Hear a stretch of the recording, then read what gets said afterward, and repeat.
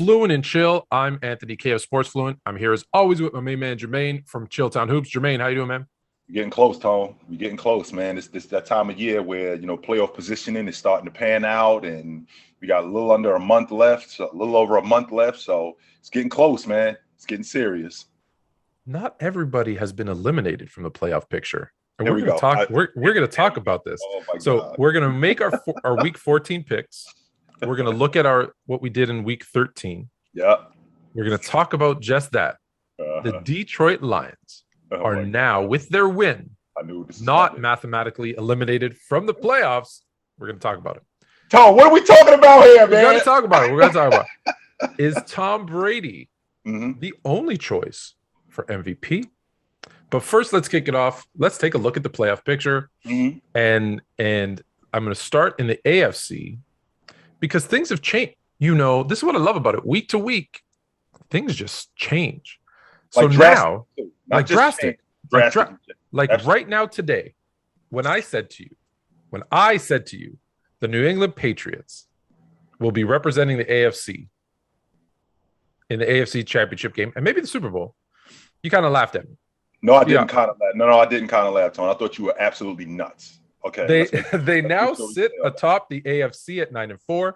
If the playoffs were to start today, they'd have the first round, the only team with the first round bye. Trying to get to the bowl game, you got to come through Foxborough. Are you surprised? I know that you're surprised that they're there. Are you surprised in the way that they beat Buffalo to take that top spot? Well, when I think about what they did with Buffalo, I ended up rewinding the clock, Tone, back to 1990, in January of 1991, where Bill Belichick is the defensive coordinator of the New York Giants. And Bill Belichick had a game plan, and the game plan was simple. These guys light it up. That's what they do. They light it up, moving the football down the field. Jim Kelly is standing in the pocket, and he looked at Jim Kelly and said, look, if we let this dude sit in the pocket, we're going to get smoked.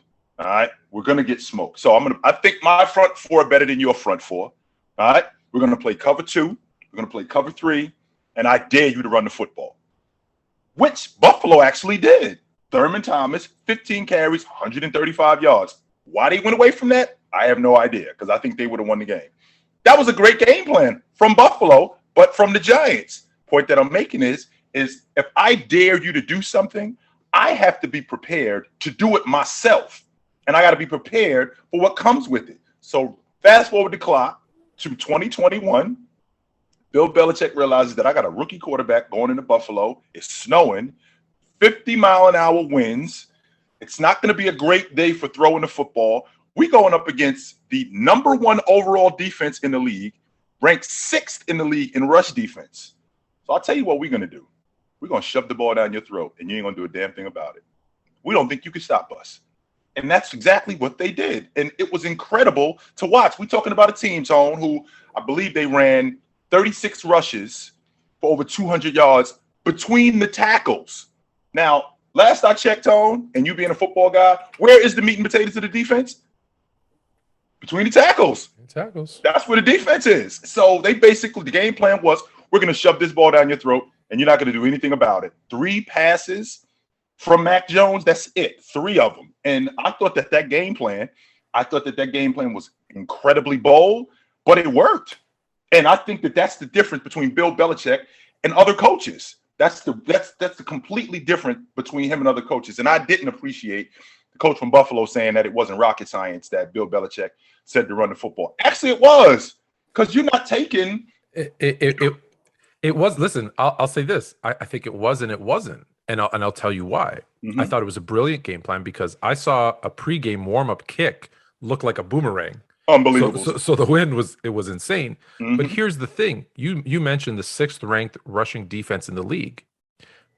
To someone who doesn't do what Bill Belichick does, which is dive into every aspect of that, that seems like it's a good rushing defense. Here's the problem. There's teams like the Jets and the Dolphins and others that the Bills have played who can't rush the ball. Right? The Jets don't rush the ball. So their numbers look, because they've played them twice. So that number looks better than it is in reality. So Bill Belichick went and dove deeper. Look at the teams that can rush the ball. They all had success against the Bills, running between the tackles. And so Belichick, you're right, said, hey, Here's the thing I love about Belichick.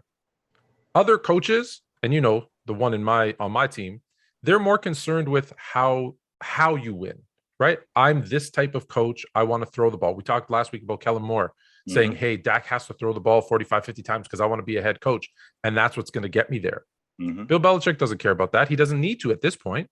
He says, I don't care if it's ugly. I don't care if it hurts your fantasy team. I'm going to do whatever it takes to win the game, even if that means only throwing the ball 3 times and playing a mucky game and winning. And that's why I say if winning is all that matters, this was a brilliant game plan. Was it fun to watch? No. Was it entertaining? Was it good for all the? No. But it doesn't have to be because all you care about is winning. Well, number one, Tone, I'm a big fan of Smash Mouth football. I love it. Maybe it was entertaining to some, yeah. I'm a big fan of Smash Mouth football. But the last time I checked, I have yet to see the commissioner get up on the podium and say, congratulations, barely Super Bowl champions. As long as we got more points than you do, that's all that matters at the end of the day. And Bill Belichick doesn't care how it gets done. And he looked at what the rest of and to your point, he looked at what the rest of the league did against Buffalo outside of the AFC East, the worst teams. That's right. You know what? This 6th ranked defense, this might be fool's gold. We may be able to run the football against them. Yeah. Listen, you're not going to like it, but you might get another Bill Belichick 13-3 Super Bowl win. If that's what it takes, right? Because at the end of the day, we don't say, oh, the Patriots won an ugly one, 13-3 against the Rams. No, you say this. No, you say the Patriots are Super Bowl champs and they beat the Rams. That's all you say. Exactly what you say. Yeah. So that's New England. I wanted to bring it up because I think I was one of the first to say, hey, watch out for these guys. Then we go down the list. Tennessee is still there. They're the number 2 seed. Do you think they can? I feel like they were dropping, but do you think can they keep it up, or is that a first round loss waiting to happen? I don't know, Tona. And from what I understand, Derrick Henry may be coming back pretty soon. So they may be able to get him back in the lineup. I don't know how well he's going to do. And to have him away for that long, I don't know how sharp he's going to be. I think that defense has been carrying them the last 4 or 5 weeks. I mean, they gave the Adrian Peterson experiment a run, and it wasn't great. It was okay. It was solid, but they recognized that it was just a stopgap. And Ryan Tannehill, they know that we can't throw the football with him. We can't throw the football 40 times because we have no shot. Vrabel is a defensive coach, and he knows that our team is going to stand on winning in the trenches. So I think that's big for what they're doing right now. I don't know what's going to happen in the playoffs because I'm looking at a team who they could get a bad matchup in the first round. And let's talk about that. If the playoffs were to end today, I think the matchup isn't that bad because they'd be playing the Bills. Right. So, and we're talking about and we're talking about a team in Buffalo that, Josh Allen has been erratic lately. Who I'm very disappointed in Josh Allen, by the way, Tone, because I was very high on him before the season started. I was very high on him, and I expected a lot out of Buffalo before the season started. And he's just been he kind of not regressed, but he shows me this, and then he goes the other way, and then he shows me this. I expected him to take that next step to be an elite quarterback, and he just hasn't done that. But I'm with you. I want to pause you there because I'm with you on that, but also I understand, and when I say it, I know you'll get it too.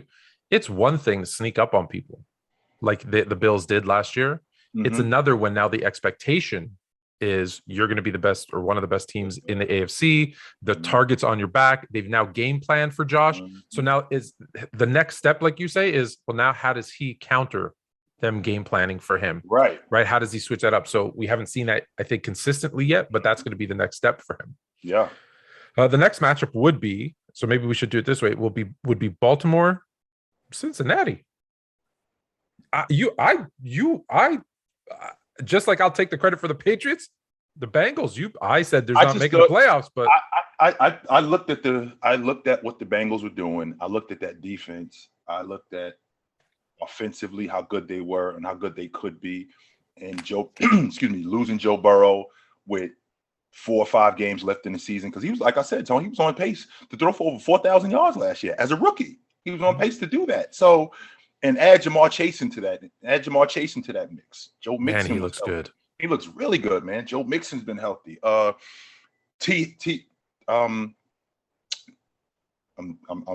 Offense or defense? I'm going to read your mind. I'm not defense. Offense. The tight end, CJ Uzomah. Not him. Oh. The other wide. I'm looking right. Oh, Tyler Boyd.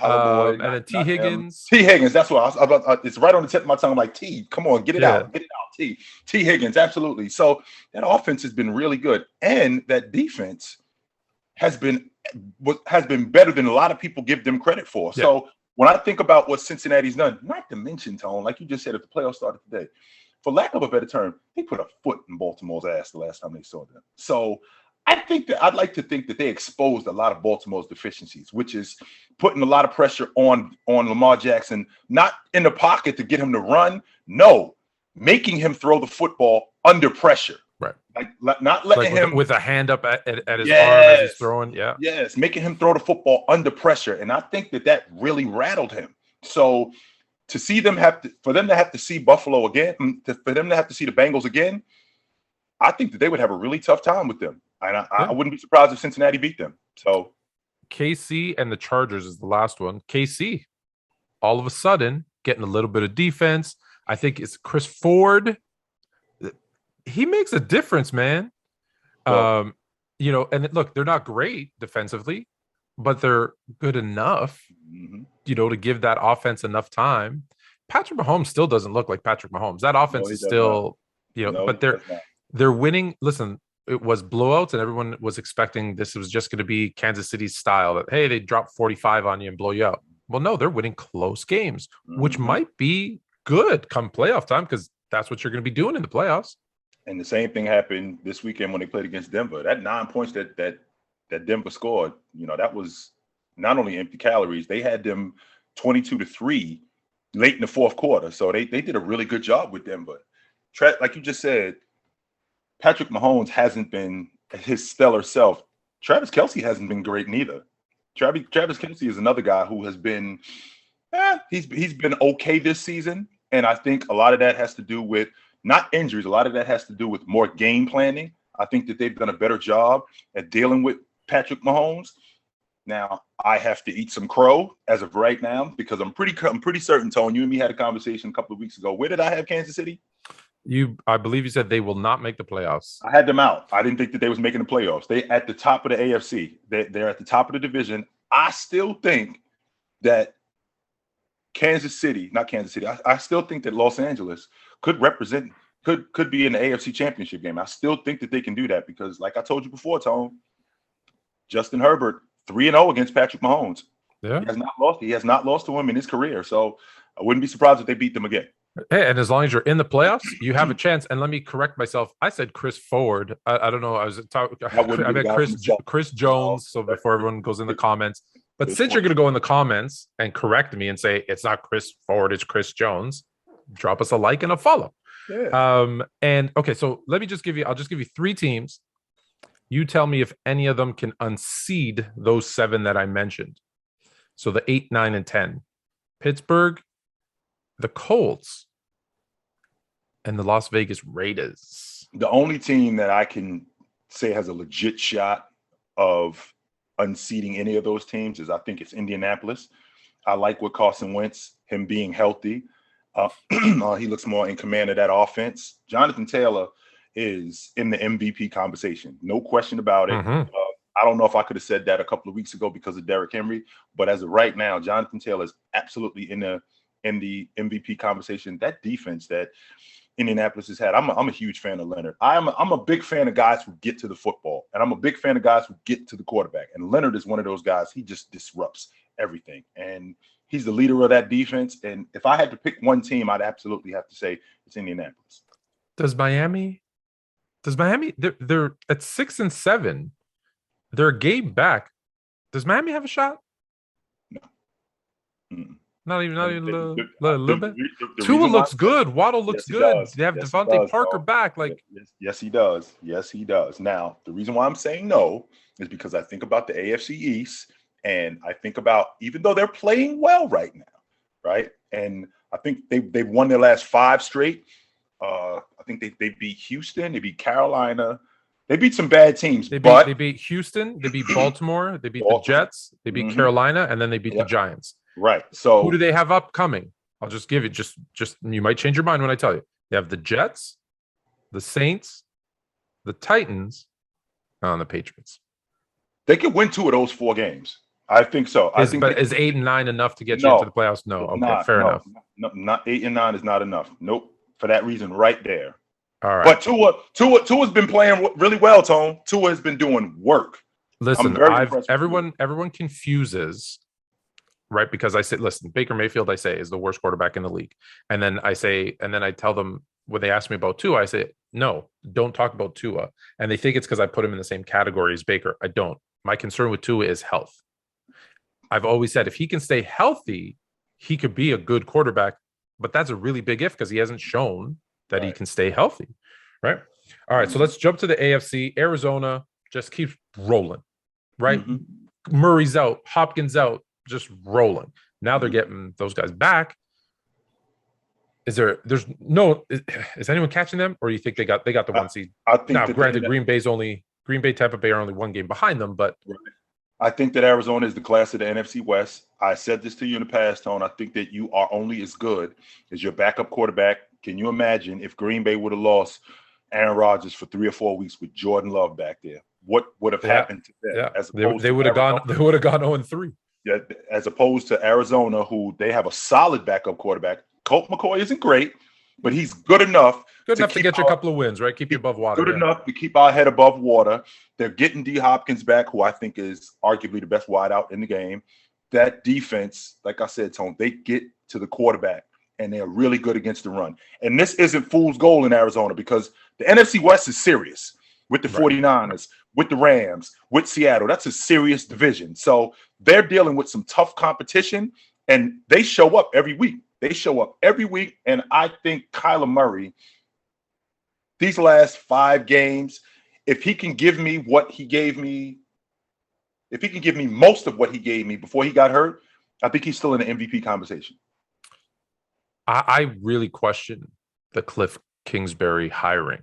And I knew that they brought him in because, it made sense for they were drafting Kyler Murray. It made sense to have a coach who kind of coaches that style. This season, I get it. It's 1 season. They were 8-8 last year. They were losing record the year before. But if you can keep your team winning games when your starting quarterback is out and you see the way they play, they're motivated, they're hungry. That's a great coaching job. And listen, I'll pick on coaches when they do a bad job, Matt Nagy, but I'll also give them praise. Kingsbury, like he's doing this year. Okay, so let's talk about what the matchups are if it ended today. We were laughing about this 5 weeks ago, but here it is. It's a reality. Green Bay would play the 49ers. Your 49ers. In Green Bay, too, who had no shot of making the playoffs. I think I picked them to make the playoffs, and you said no. Here they are in the 7th spot. I think we'd have a good shot. The problem that I'm having is we winning or we losing it with Jimmy G. Our defense is solid.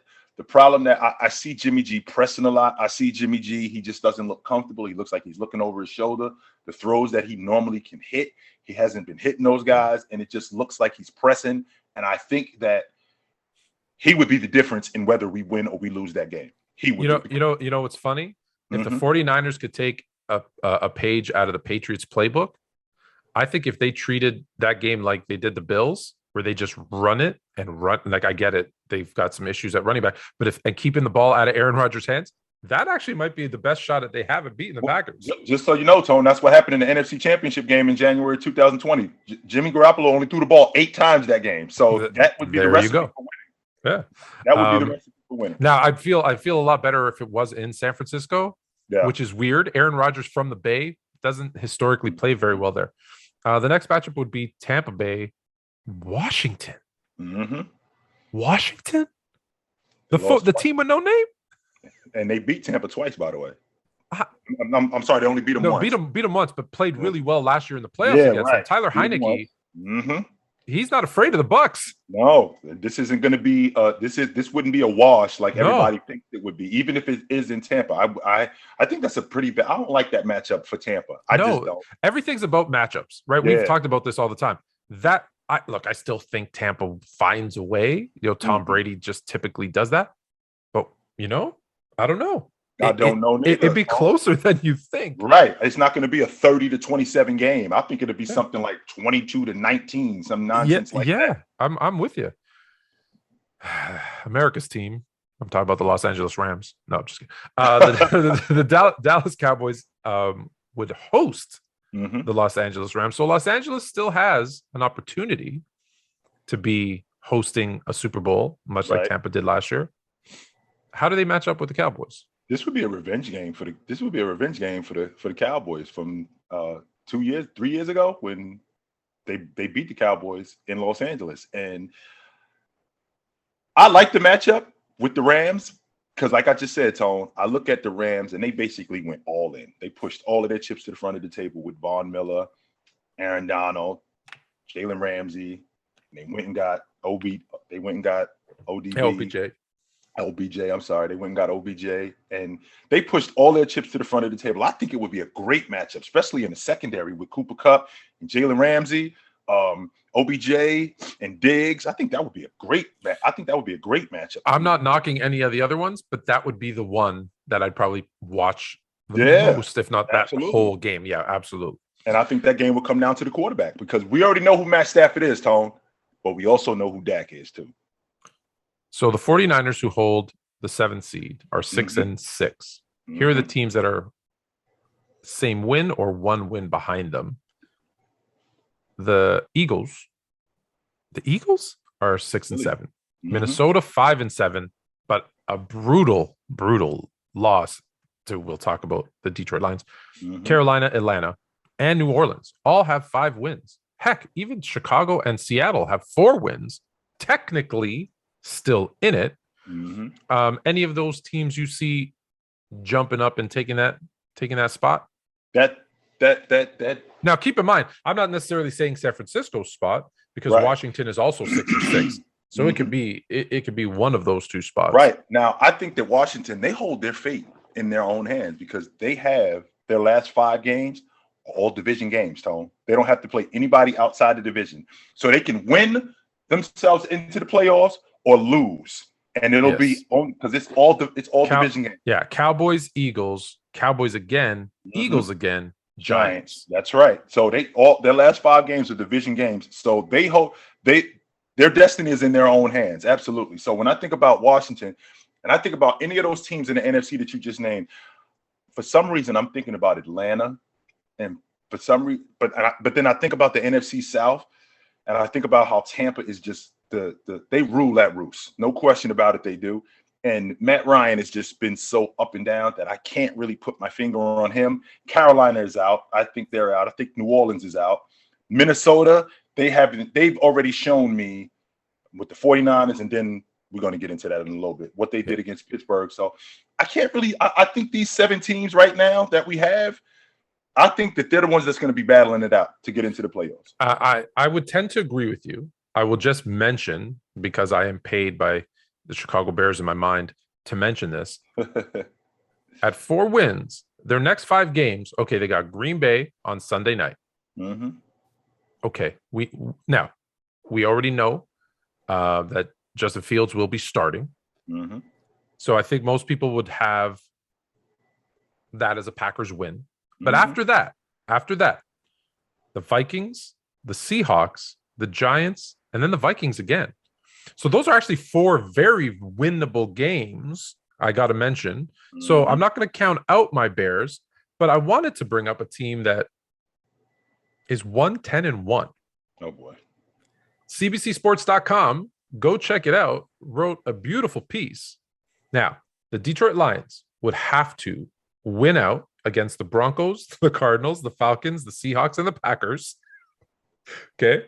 But should they win out, they actually break it down. And look, I get it. It's a little tongue in cheek. Actually, it's a lot tongue in cheek, but it's a good read because if they win out, this is how crazy football is. Listen to this, folks. If they win out and about 8 or 9 other scenarios occur, not 1 or 2, folks. No. Make sure we clear on this. 8 or 9. Hold on. 8 or 9 specific scenarios each week. Not in one day. Not in one day. Each week, 8 or 9 certain teams have to win and lose. I'm not going to break it down. I want you to go to CBSSports.com and look at it. But if 8 or 9 of these scenarios happen each week and they win out, they make the play. This team has to beat this team. This team has to tie with this team. That's exactly what it looks. But just think about it. It's for fun. However, could you imagine but if they lost that game, they're out. What a big win against the Vikings that you're not mathematically eliminated. And let me say this. I know that's the joke, but I will say this.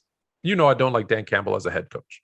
You do not. However, I got to say, they have been in, prior to the win against Minnesota, 7 of their 10 losses were by one possession. So 1 touchdown, 1 field goal, and they could have. So they're actually playing really hard. And for a team was sitting at 0-10-1, to still come out and play hard and win. Now, listen, something has to be said about Kirk Cousins lining up behind the guard, and some of the other things that just mentally. One more over. Yeah, one more. It was actually funny. I was in my car at that time, and I was listening to the game. Why I was listening to that game, I'm pretty sure I was listening to that game because I thought they might have had a chance to win. I wanted to hear it. And so I was listening to the Detroit, it was the Detroit radio broadcast. It's on satellite, whatever channel it was. And he's screaming, "Call a timeout, you fool, you're behind the guard." And I'm just like, whoa, like Detroit radio, right? Minnesota radio. And I was just like, I was like, I need to get home. So I got home in time to watch. What's going on in this game? What is going on? And then I saw the replay. I was like, oh, how do you line up on the wrong? The first thing I think about with Detroit, like you just said, the seven of their 10 losses are one possession games.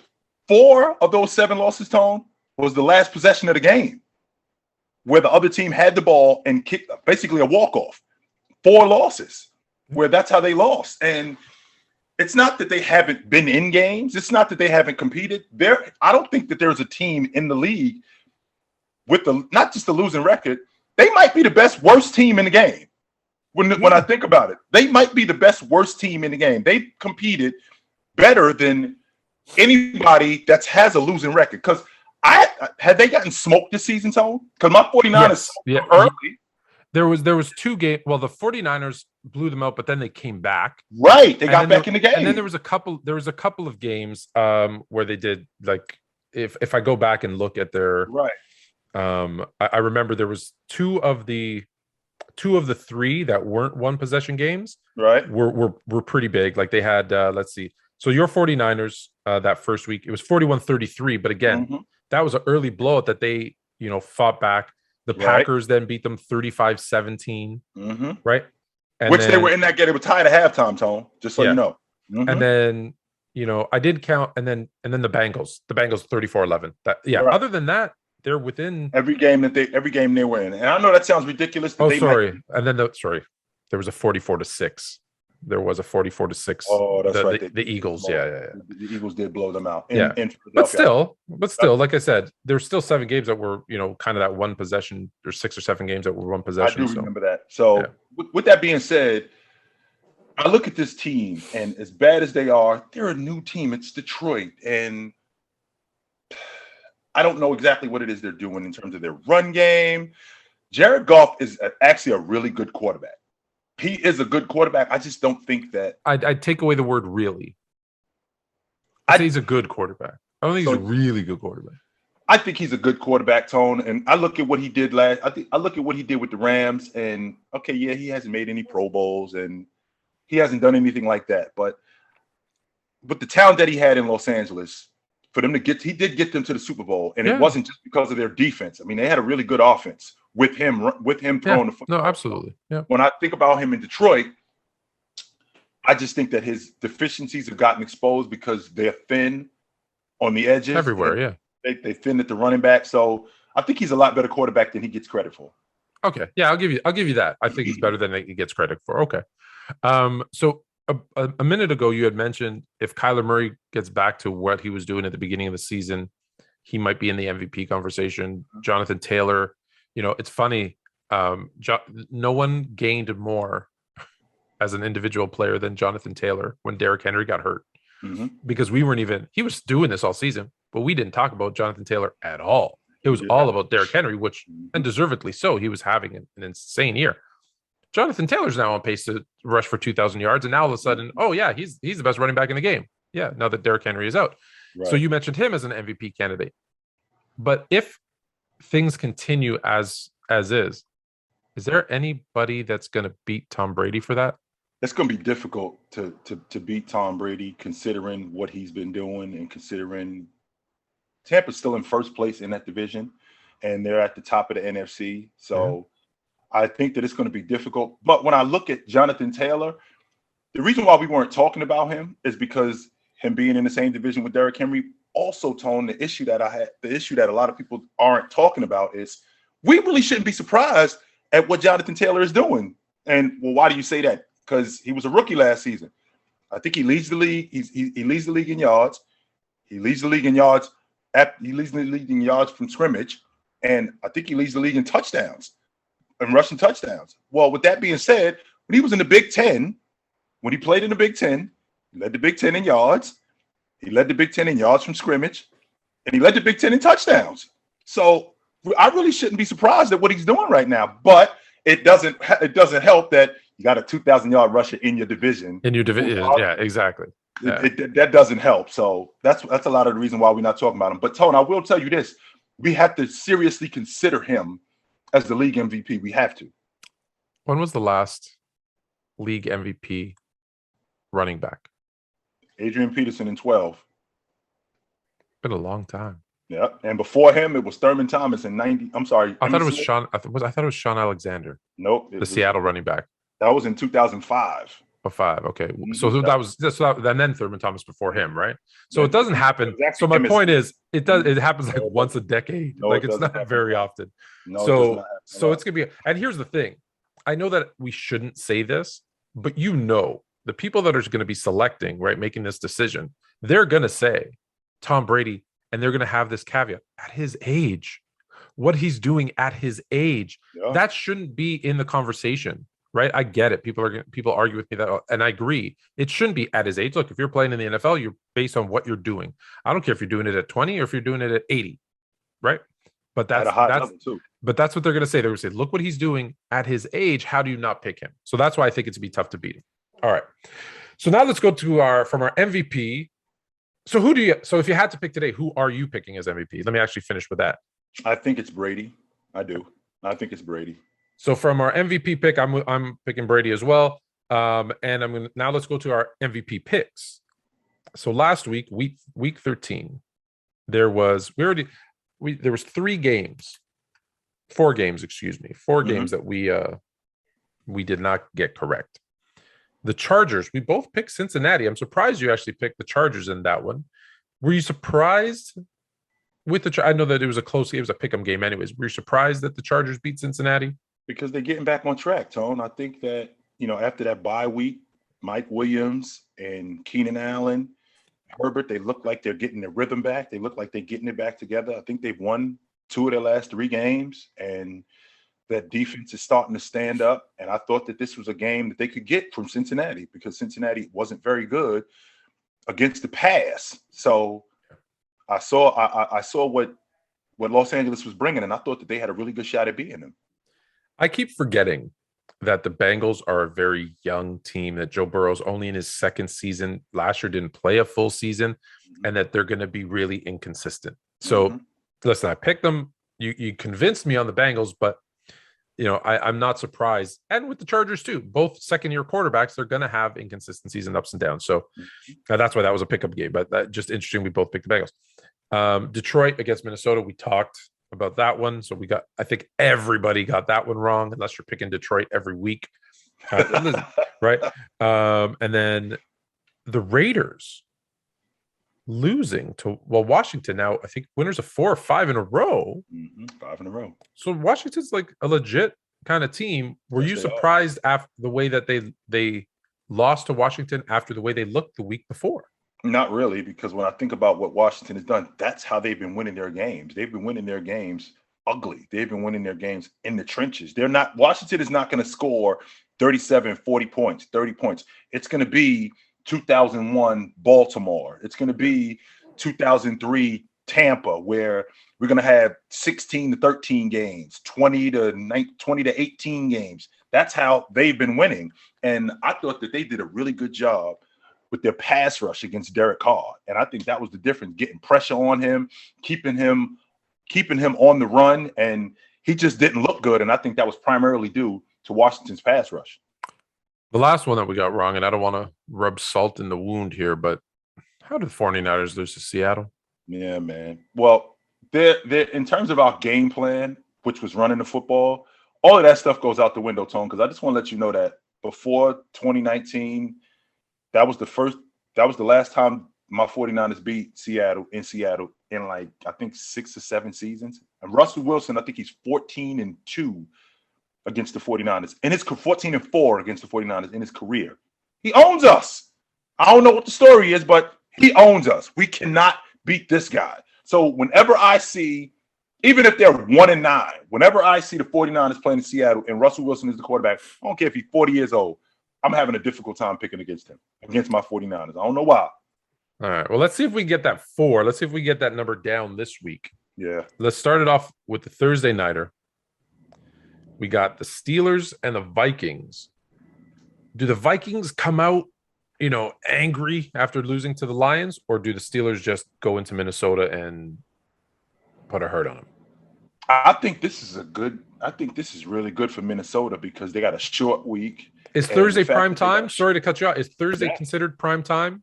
Because if Thursday's prime time, I think we know what Kirk Cousins we're going to get, right? We do know who Kirk Cousins is when the lights get brighter. But I think this is a good thing for Minnesota because it's a short week. They're coming off a bad loss. They got an opportunity to redeem themselves early. They don't have to sit on this for as long as they have for the whole week. Pittsburgh is banged up. Ben Roethlisberger, they're doing everything that they can to keep Ben Roethlisberger upright. I think that Minnesota got a really good shot at winning this game. I do. I'm going with the Steelers. Mm-hmm. I think the Vikings. Listen, I know who Kirk Cousins is, Mm-hmm. and so I'd rather it be a Sunday game in the 1 p.m. when no one's watching. I think everybody watching them coming back from that loss to Detroit. I think the Steelers find a way, That's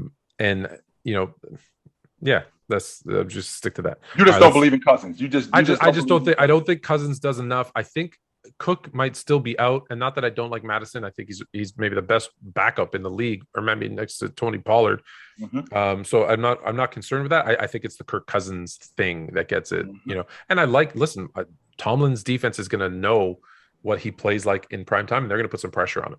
And I think that's going to be the deciding factor. Mm-hmm. The 1 p.m. games, we've got Ravens and Browns. I'm going to take Baltimore in this game. I think that they bounced back from last week, and they've always fared really well against Cleveland. I think that Cleveland's got one of the best pass rushes in the league, but Baltimore seems to run on them really well, and I don't know what it is. Not to mention, there's no reason for me to even bring this up because I already know how you feel about this. Baker Mayfield is going to be Baker Mayfield. So Baker Butter's going to be butter. Yeah. And so I'm picking Baltimore too. Mm-hmm. I think we're seeing the decline of the Browns, and you're going to see an off season where they're going to have to make some tough decisions. They haven't extended Baker Mayfield for a reason. Mm-hmm. So the Jags and the Titans, I think we're going to agree on this one too. The division game, I think that the Titans keep rolling. I think that the Jags have been competitive as of late. But I think that Tennessee handles them. I think that Mike Vrabel's been doing a really good job with his defense, and that's what they've been winning on mostly since Derrick Henry has gone down. So yeah, I think. Yeah, and I think they understand. I don't even know if this is true. You mentioned it earlier, but I feel like they put out the story that Derrick Henry might be back in time for the playoffs to give them kind of that motivation. Be like, guys, we just got to win this game. And as long as we stay in the playoffs, we're going to have Derrick Henry back, and then we're going to be unstoppable. And they're buying into that. I don't know that. Listen, if it's not true, I think it's brilliant coaching. If they put that story out there, Derrick Henry's going to be out for 2 years. No, he might be back for the playoffs. Right. The Raiders and the Chiefs. A lot of divisional games, which I like about the end of the season. The way they set up the schedule. And I like what Kansas City is doing right now defensively. I like what they're doing, and I think that they handle the Raiders. Mahomes has not been his super sharp self, and Kelsey has not been his super sharp self neither. But that defense has been really good for them over the last couple of weeks, and I think that's what keeps them rolling. I'm with you on the Chiefs. You know, I'm high on the Chiefs, and I figured they were going to go on a run, and I think that run continues late into the season. This would have been an 100% easy pick for me. It's not as easy as you think right now. The Saints and the Jets. Ugh. The Saints loses 5 in a row. Does that spiral continue with them? And the Jets have been. I'm picking the Saints. I think that spiral stops this week. I think that they handle the Jets. I'm going to pick the Saints in this game. I think that they handle the Jets and they get back on track. Tyson Hill is the quarterback. He's a little banged up. I think the spiral continues. I'm going Jets. Okay. I'm going Jets. Mm-hmm. All right. Man, the number 1 team in the division against the hottest team in the division, Dallas Cowboys, Washington football team close to Washington. I know I just said that's the way Washington has been winning games in the trenches. I think Dallas smokes them this weekend. Smokes them? I think they smoked them this weekend. I don't think that they beat Washington. I think they smoked them, Tone. That pass defense that the Redskins has, I think the Cowboys, I think they picked them apart. I'm going with the Washington football team. Okay, that's fine. And I think Tyler Heineke and those guys get another mucky win against the Cowboys, who are going to do what they do, which is throw the ball way too much, and it's going to cost them in the end when they should be running the ball. All right. Falcons, it's like every game's a divisional game. Falcons and Panthers. I think Atlanta Falcons have started to look like much better. Yes, they have. And I already told you, Tone, that Kyle Pitts was my rookie of the year, but it's not going to happen. But they've actually been looking better over the last couple of weeks, and I think that they handle Carolina. I don't think that bringing Cam back was fool's gold because, you they needed that, but I don't think that he's. You don't think he's back like he told everybody? No, I don't. No, I don't think he's. I don't think he's the answer for what they've been doing. I don't think that guy exists anymore. Is the problem for him to come back? So I'm with you. I'm surprised I'm doing this because I was thinking Carolina, but no, I think I'm Atlanta. I think Atlanta takes this one as well. And the last one, the Seahawks coming off a big win against the Niners, going to Houston. Tyrod Taylor is out again. Take on the Houston Texans. I think they beat the Houston Texans. I think they go in there and they handle them. I think that Russell Wilson. I said this before. Seattle's a playoff team. If Russell Wilson don't get hurt and he doesn't miss those 4 weeks, they're right in the middle of this thing. So I think they're a playoff team. And if he doesn't get hurt, but I think they're right back. I think they get back on track this week after they beat the Niners, and then they keep rolling this week against Houston. Yeah, someone told me you're only as good as your backup quarterback. And when your backup quarterback is Geno Smith, it's tough. It's tough. All right, 4:00 games. We got the hot, on fire Detroit Lions. Oh, boy. Going into Denver against the Broncos. I tell you what, Tone, I'm going with Detroit. I think they keep rolling. I saw what Denver did against Kansas City. I'm going with Detroit. I think they keep rolling. I think they go in Denver and they beat them. Wow, that is not. I was all upset because I was like, "Oh, we're gonna pick the same team here." No, we're not. I'm going with your orange crush. I'm going with the Denver Broncos, and they're gonna smoke Detroit. Okay, they're gonna remind Detroit that they're a 1-10-1 team and knock them officially out of the playoffs. After we talked about how they mathematically are not eliminated, it's happening this week. Back to reality, guys. Yeah.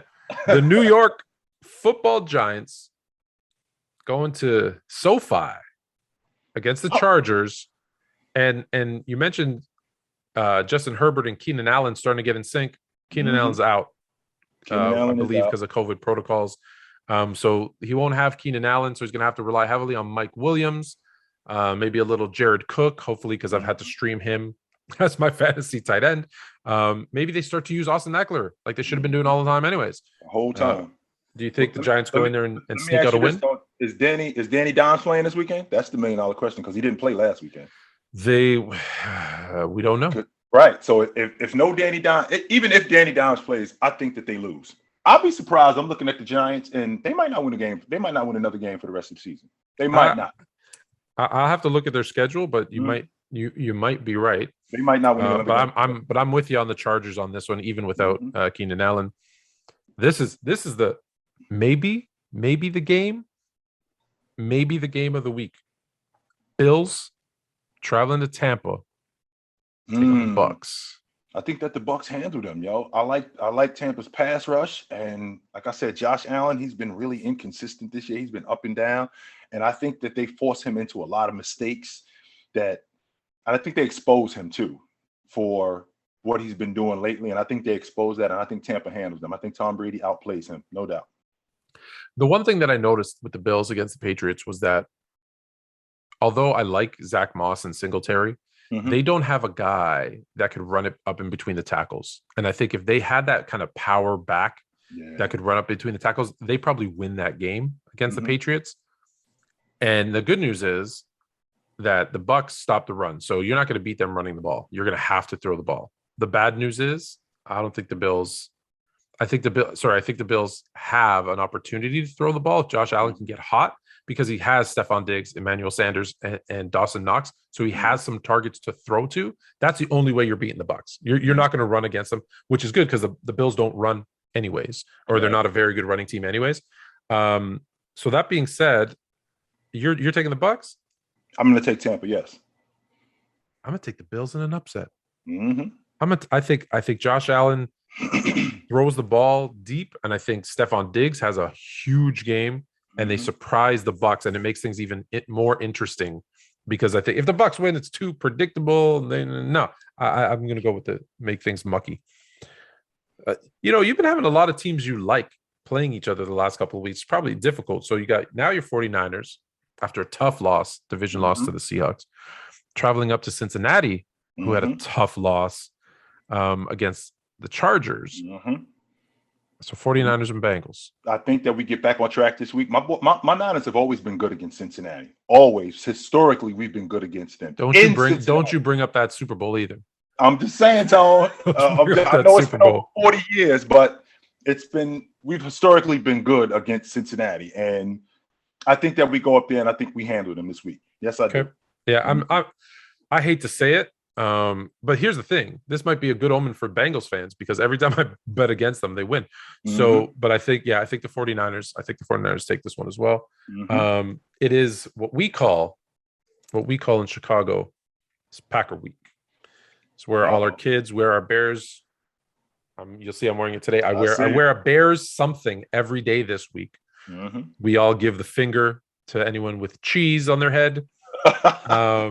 And we take it very personal, Packer Week. So it's Packer Week. Justin Fields is starting. I'm hoping Matt Nagy just lets him loose. Just all over the yard.